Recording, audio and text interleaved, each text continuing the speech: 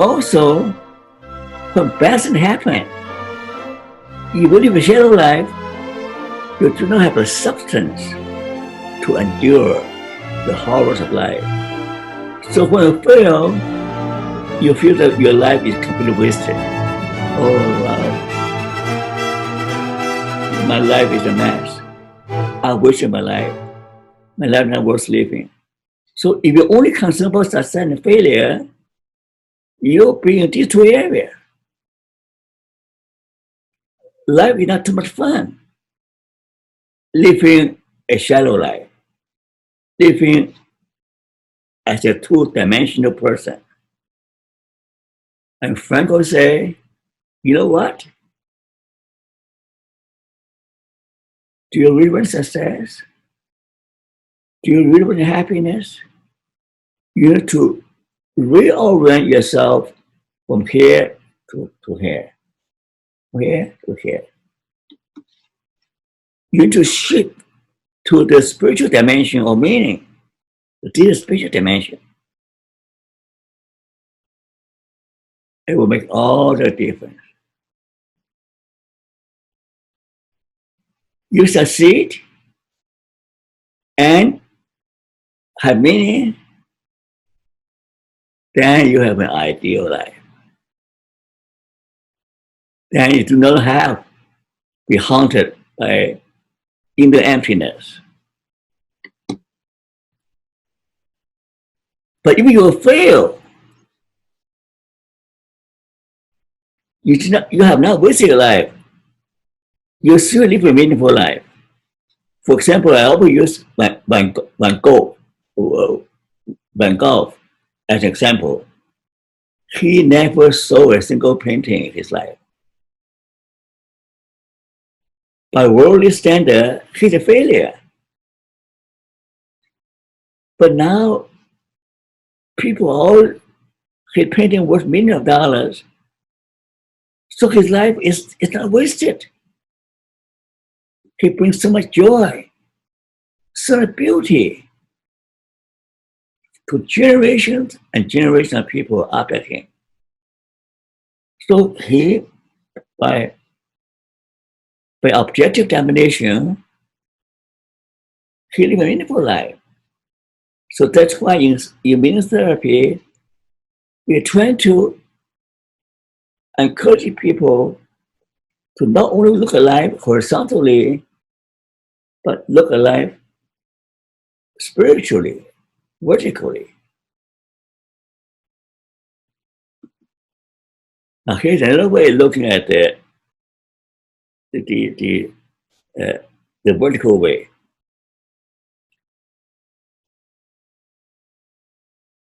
This is what happened. Franco said that if you want to live a flourishing life, you have to live vertically. Do you know why? It serves two purposes. On the one hand, it reduces the worst suffering because you're able to find meaning, you're able to reduce suffering. So that's the purpose of clinical psychology. But not only reduce suffering, but we're able to harness the suffering, the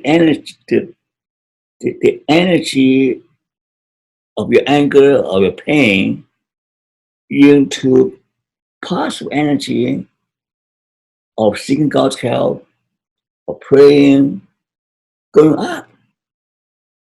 So the deeper you go, the higher you reach. Your natural energy can be transformed to help you reach the highest ideal.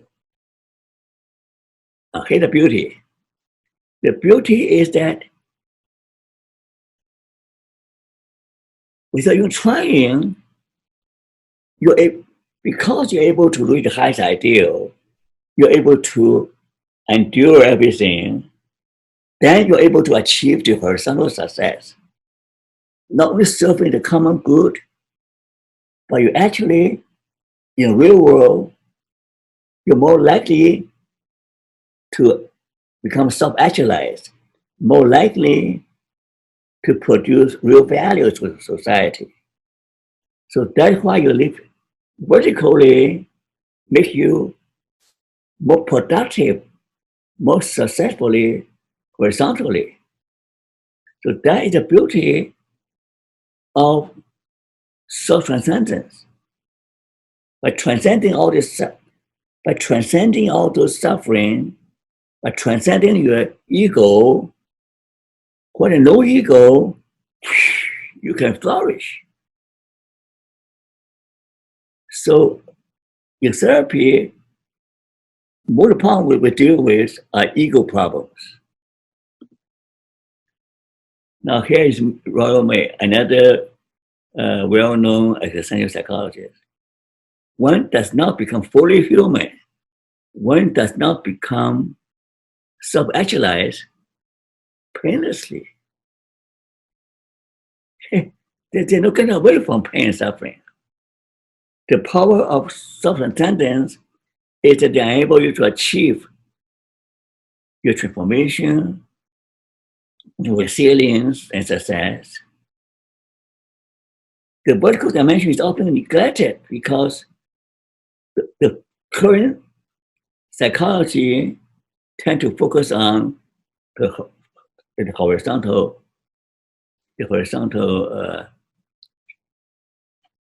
dimension.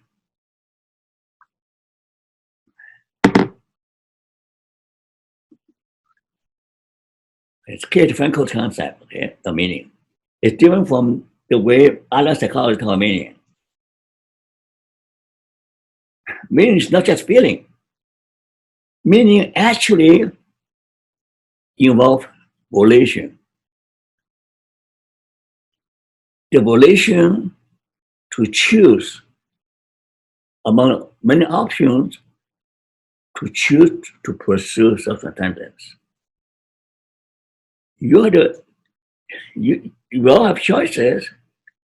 When either choose success, power, wealth, fame.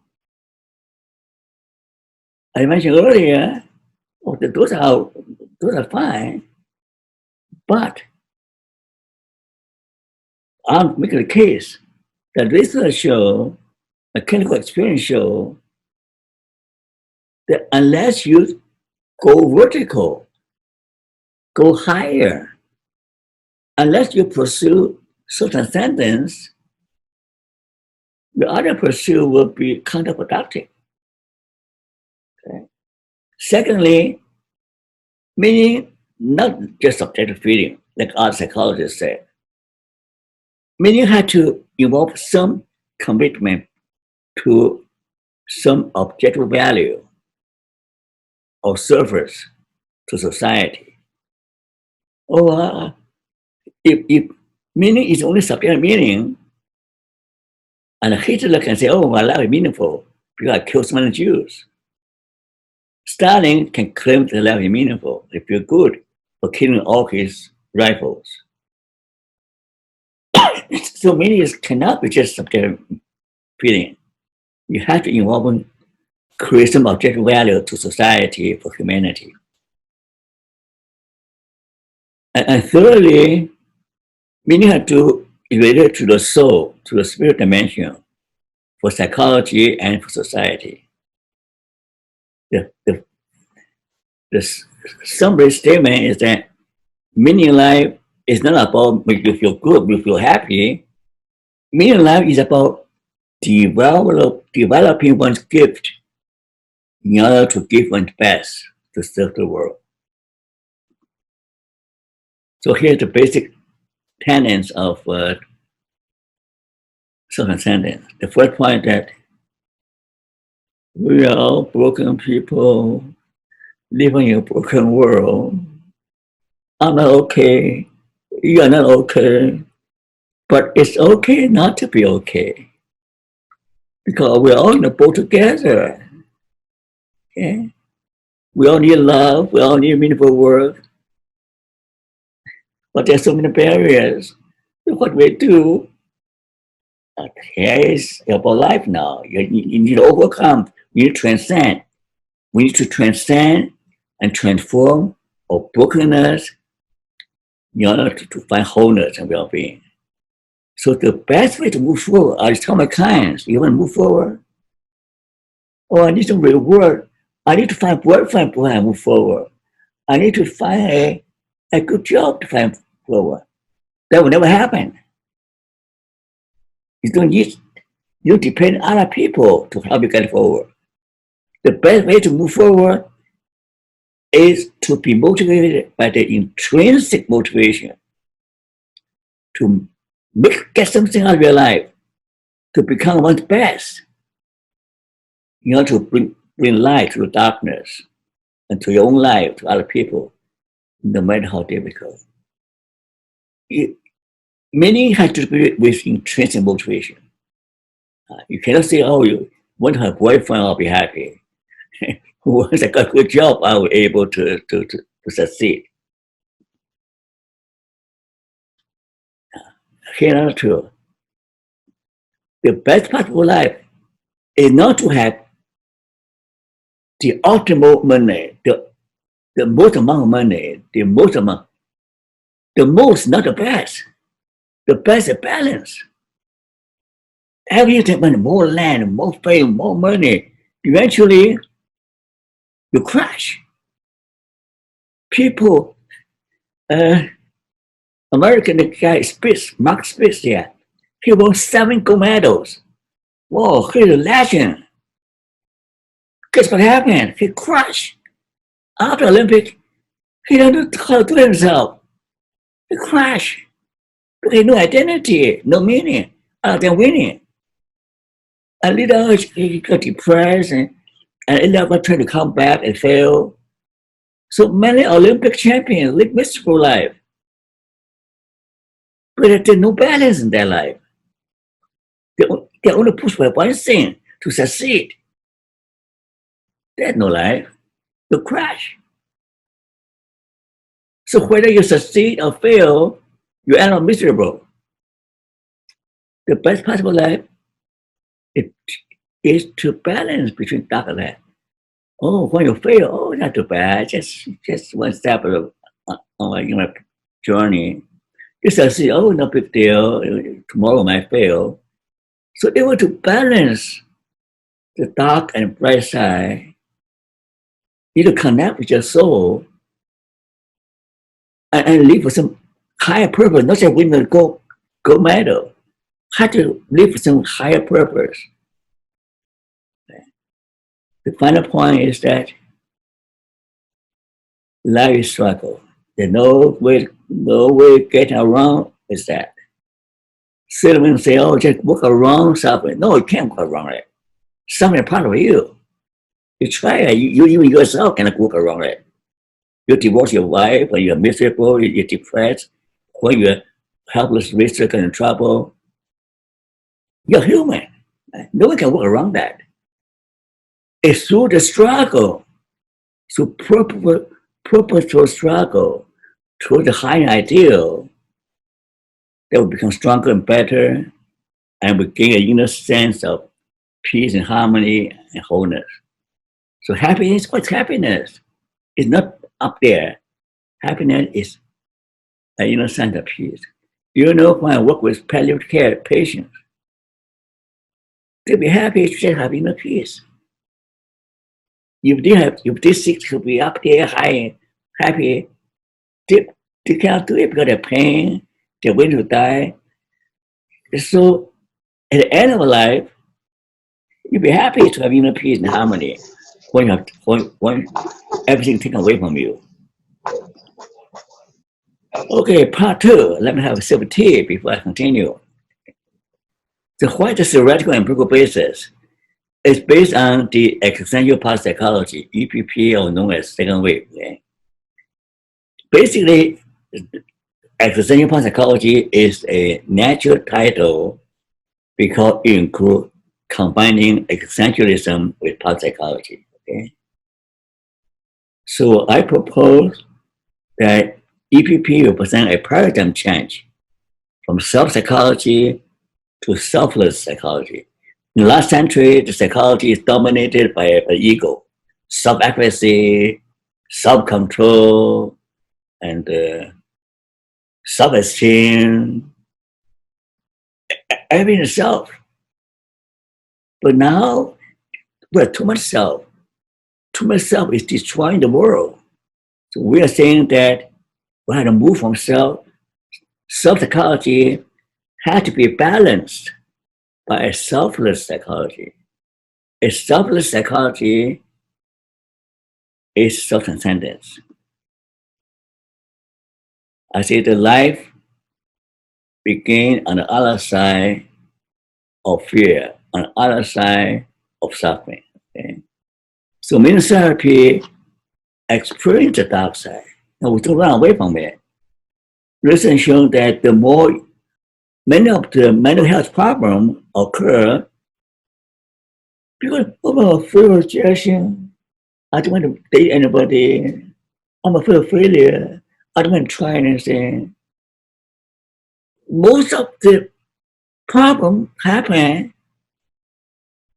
because they are afraid of getting hurt. They are afraid of suffering or rejection. So they live inside this self-made prison of fear. Now, here's the key. They won't use it. They're so afraid to use the key. The same point is that we want to, existential parapsychology and immunotherapy want to bring out what is good and right in the people. Now, that is sentiment statement. We want to bring out what's good and right in people in normal circumstances. But we want to bring what's good and what's right in people in a worse situation. The worst situation often bring out the best and bring out the worst in people.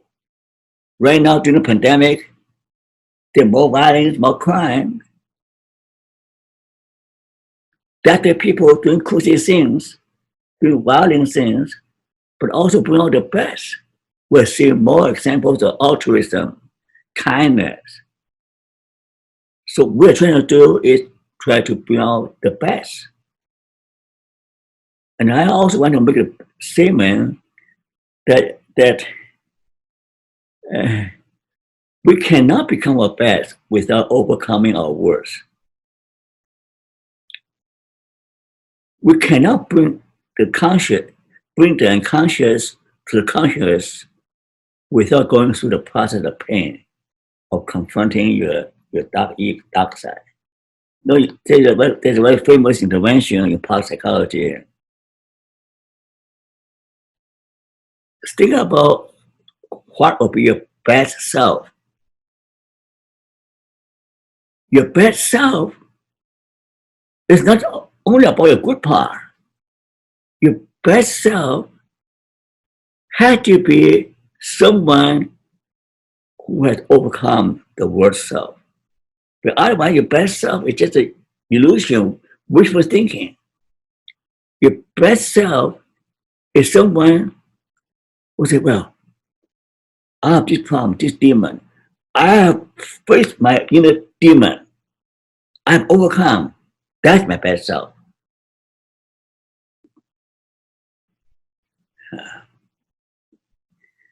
Back to some, the whole idea about external parapsychology is that we have to deal with the inevitable and unescapable suffering in life.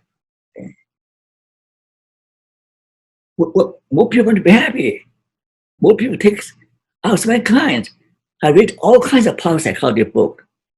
I've gone through all kinds of, try all kinds of parapsychology exercise, but it's so miserable. I don't know why. I got too much ego. That's why. Me. That makes you miserable. Your single-minded pursuit of happiness is self-defeating in the end. Whether you succeed or fail, you're still miserable because you have no meaning. Okay? Another thing is that all the things in life the money can buy can never fulfill the spiritual need. That's why I have so many successful clients who are miserable because they've ignored their soul, ignore the spiritual need. Oh, you know, I'm too busy to think about spiritual things. That's why you're miserable. I tell them that. That's why you're not paid for it. I said, not too late. Not too late to start thinking about spiritual things. Now, hear the Bible, go home and read the Bible, or read some Buddha's book. But another thing is that some of our kinds are oversensitive. They suffer so much because whenever people criticize them or disagree with them, and they suffer.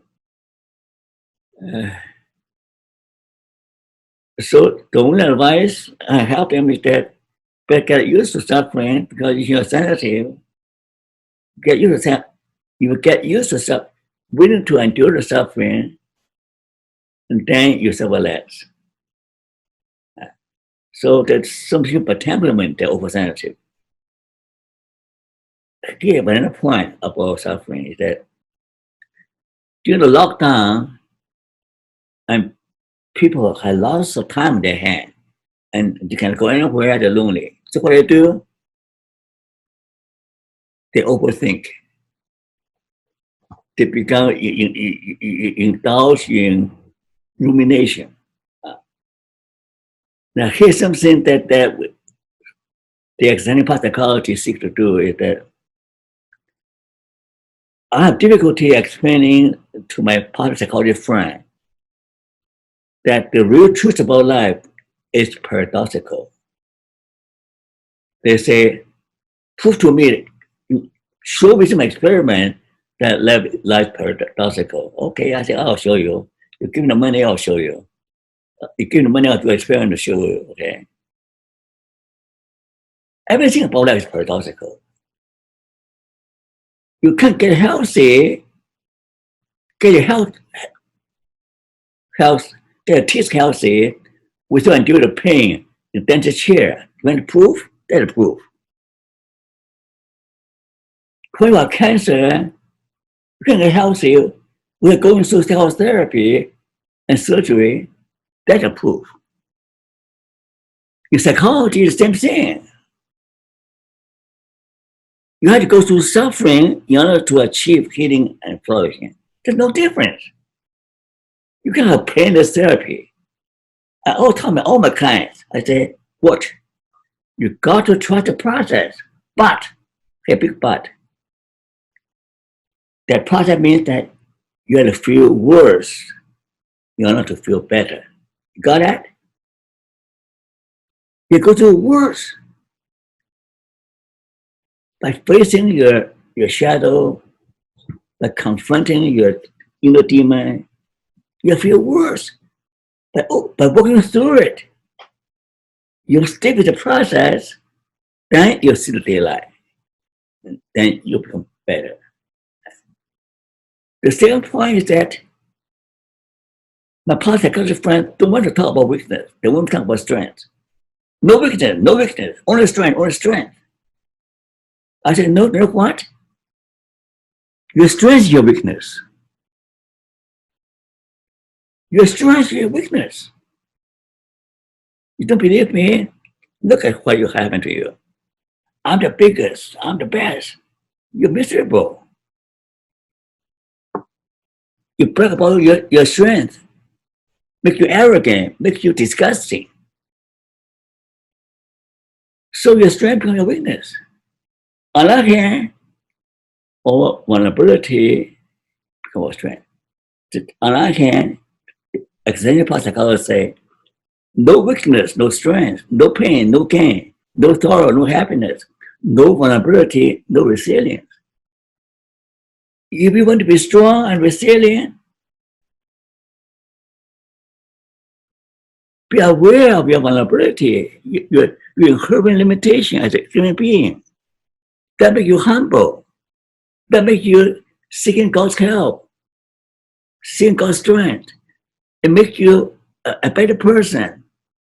Because you know that you know better. We're all in the same boat. We're all vulnerable. We're all broken, vulnerable people. So that makes you a a lot better people, happier person. The first point is also important. You want something, go get it. No. You need to let go of what you love most. You have to gain it. You don't believe me? Try it, okay? You want to get a boyfriend or girlfriend. If you're so desperate trying to get them, you might not succeed. But when you're willing to let them go, say, well, if they belong to you, they'll come back to you. Let them be what they are. Let them choose. Don't pressure them. Don't force them. Let them be. When to let go? Say, I'm willing. I'm seeking your happiness. You do what's best for your happiness. You are happy, I'm happy. If you belong to me, then you come back to my life. But letting go, you actually find your true love. So it's paradoxical. Is that scientific? When you get what you want by letting go. The other thing is that, oh, I'm in love with you, but one day if I don't feel the butterfly, I don't feel my heart doesn't flutter, I don't feel in love, then we better split. Is that love? You don't feel I don't feel romantic. I don't feel my heart doesn't flutter when I see you. So that's split. That's nonsense. Then you better don't get married. You're doomed to divorce. You live love without feeling or feelings. True love is willingness to suffer everything for our beloved. Passion. When passion about someone, the Latin word of passion is suffering. You're not willing to suffer, you better don't get married, for God's sake. You better don't get married, okay? To love, to get married, is to suffer. Willingly for someone you love, okay? And sixth point, another paradox truth, you find meaning in life. If you now cannot find something that you are willing to die for, then you haven't got it.